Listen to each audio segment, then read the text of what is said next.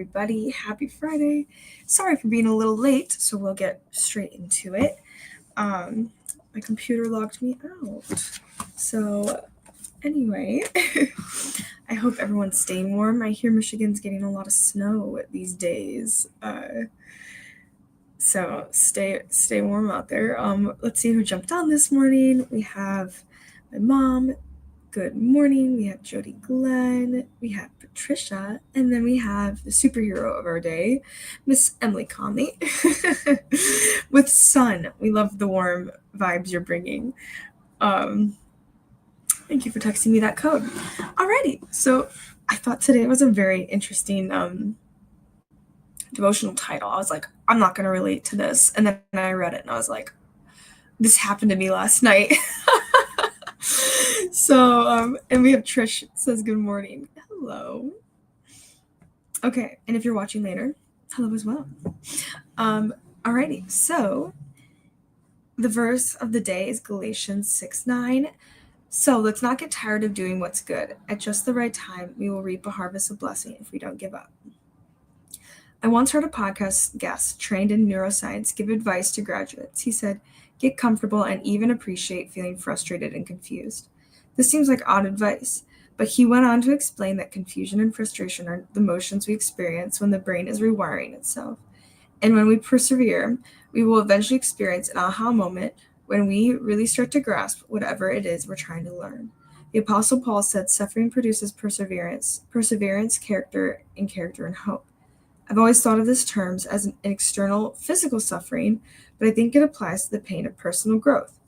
And when we have a confusing or frustrating day, when we don't make as much progress as we hoped, when we feel inadequate for what we're trying to do, and when we can't quite seem to understand, when nothing really goes as planned, we can see it as a sign of a failure, but not a sign of failure, but moving forward. And in these moments, it's tempting to criticize ourselves or give up. Instead, we can recognize that we're doing hard work. We're living with courage, and we're choosing to grow, and we are doing so much better than we know. And so our Just for Jot today is, God, I want to learn, grow, and move forward with you for a lifetime. And so what's a time that you experienced confusion and frustration that eventually led to learning and growth? I think the biggest thing is, for me, is the adjustment of plans. Even last night, this whole week has been, I think I said this last year, it's like the busiest time to be in New York. We have all the guests are here and stuff, and lots of conferences. And I was just looking forward all week to go to this one event. And there was a work emergency, so I had to stay late. And then by the time I got on the train, there was all these delays. I got in and was stuck for 40 minutes on a train that I don't even like to take. And I remember being like, and I was, trying to get to this other event, and I was like, God, don't you even want me to go anywhere these days? Like, what is going on? But I also know in those moments, that's when God likes to reroute the schedule, right? So it's like, all right, God, take me to where you want me. And he was telling me to go home. And so I went home, and I was being a bit of a baby. But, and that's just like a small, I say that because I was reading this morning and I was like, I don't have frustration. And then God tapped me on the shoulder and he was like, what about last night? But just an example, because sometimes in those moments it could be like, we can be very stubborn and rooted, but there's also usually on the other side, there are the aha moments, and there are the moments that God's going to reveal.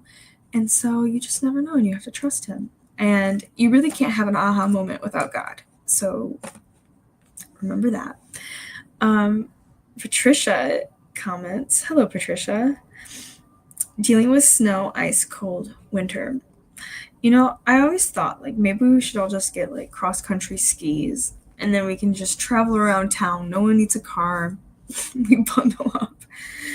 Get a few, like, husky sleigh dogs. That could also be nice. Anyway, that is all I have for you today. I didn't run over. Did I run over time? No, I didn't. That's incredible because I was late. But I hope you stay warm this weekend and take it easy, take some rest, and I will see you next week. Love you all, and go and be the hands and feet of Jesus. Okay, bye.